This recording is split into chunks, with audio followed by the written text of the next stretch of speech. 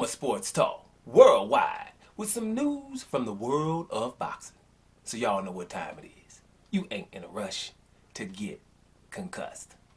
Well, season's over, hey, I've been watching a whole bunch of Shohei Ohtani in the baseball realm, if you ain't watched Shohei Ohtani, then you missed out. Baseball season's over, but now we're going to the playoffs, so now you got to rock with the team that's probably going to win it. That's my boys, them Dodgers. I watched the Angels more than the Dodgers this year because of Shohei Ohtani, even though I love me some Mookie Betts. But whatever. Let's move on to England. England is looking pretty bad right now in the world of boxing, and it's because of a very, very high-profile fight between Conor Benn, right, and Chris Eubank Jr. Now, the rest of the world, if you're young, you're probably like, why is that a big fight? Neither one of them is a champion and stuff like that. Don't say that out loud, guys, because it makes people know that you're ignorant towards the sport, or you haven't done your homework, or you're just a young buck, right? Which is not a bad thing to be a young buck. I wish I was, you know what I'm saying? But bottom line is, then you don't know what time it is. In England, that's a huge fight. Chris Eubank Jr.'s father is Chris Eubank. Obviously, you talking swagger, right? And a style that's different than others, and the way he acts inside and outside the ring different than others. That's Chris Eubank, okay? I rode with me some Chris Eubank.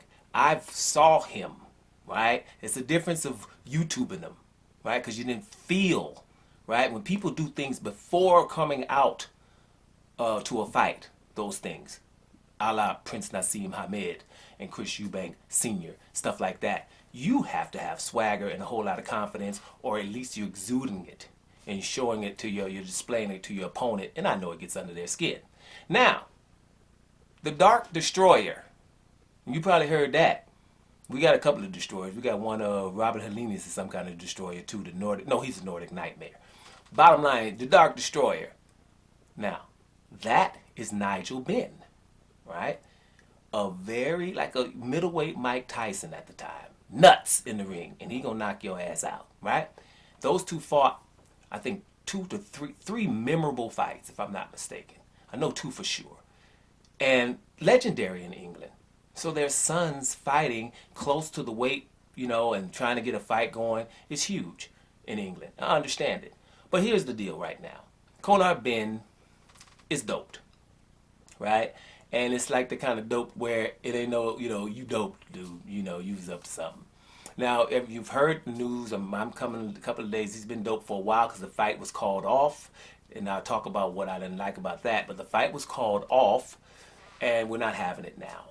And yeah, the man was doped, and he, was doped with a, infertility drug for women, actually. And you can go in so many different ways. So, but the bottom line, he was doped bad. We don't really think this is an accident. And, informations are coming out to where he was probably doped even prior to his Chris Algieri fights. So things are coming out. It's not looking good for Conor Benn. But be that as it may, the problem is that, they were trying to still have the fight, even though they were caught doping. And in England, this is starting to become a problem. So, guys, you're going to have to get on them about it, because at the end of the day, we had this with Dillian Whyte. I won't forget that. Dillian Whyte fought Oscar Rivas a couple of years back, right? Oscar Rivas looked good. It was a very close fight. Dillian Whyte was doped in that week, right? Doped.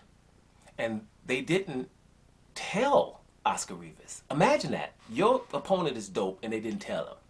And then they had the fight in the English crowd. Everybody's okay with that, right? Waited up for I don't know how many weeks for the B sample from Dillian Whyte. Let me tell you, I cover a little boxing here and there, right? I don't remember them ever coming out with the B sample. So you see what I'm saying? And it just happened. And then you put Tyson Fury on top of that, right? Doped with nandrolone, doped with cocaine, right? Said it was from wild boar, from a farmer who's told us he don't even have wild boar, and they were going to pay me $25,000 to say it, but they didn't pay it. That's why I'm going to come out with the truth. Then Tyson Fury and them sent some boys to an old man like that to threaten him to stop. And he stopped. But they love Tyson Fury. Probably not as much as America, but you know, America, you know what time that is, right? You know what time that is. It's a civil war right now. So that's why they love him. But he's doped a couple of times. You know, he's still in the mix. So those are the kind of things, you know, when you're looking, you know, England, you're gonna have to have your testing, get it up, right? Get it up, get people, you know, because this is boxing. And listen, another thing, going back to Tyson Fury. Tyson Fury was suspended from the United UKAD or the BBBOC, British Boxing Board of Control, or United Kingdom Anti-Doping Agency, right? Or probably both of them. Suspended, didn't have a British license, right? That's why he went to America to fight those fights. Now he came back and was able to fight Dillian White on British soil. And I looked, and because this information, if the British Boxing Board of Control or the UKAD would have reinstated him and given him a license to fight in England, I think that would have been front page news. I don't think we would have had to hear that on the internet somewhere. But you know something? And here's when it's silent like that, silence to me is loud as hell. All these people that watch boxing and are into boxing, you know, just kind of swept that under the rug. Nobody said nothing about it except me. And everybody's lucky because I don't have no subscribers. Nobody ain't watching me.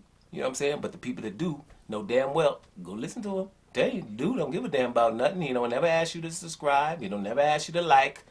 He's just going to come tell the truth and he going to roll. He might not even, you know, talk on you know, on the comments and all that. Because most of the time, people are just going to be ridiculous. So it's no reason to go back and forth. But the bottom line is, we have a doping problem, and doping in boxing is not good. Now you have people all over the world getting on you about doping. Don't let them be hypocrites. You know, doping is bad, it's really ridiculous and all this stuff. Hypocrites, right? Canelo was doped. I didn't hear none of that, right? Still the face of boxing, doped, right?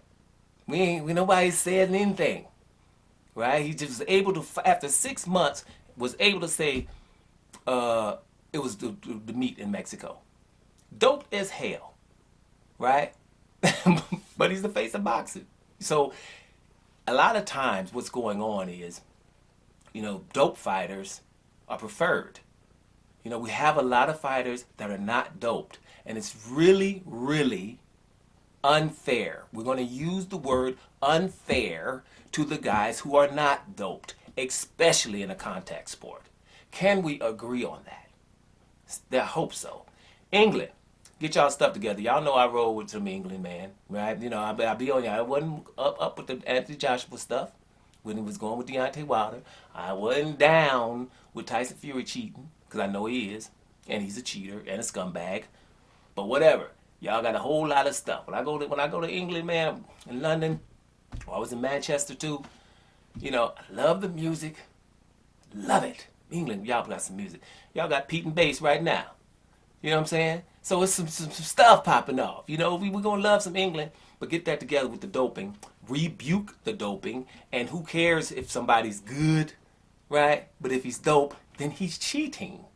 And that's not good anymore. You feeling me? Doping Sports Talk Worldwide. And I'm up out of here, y'all.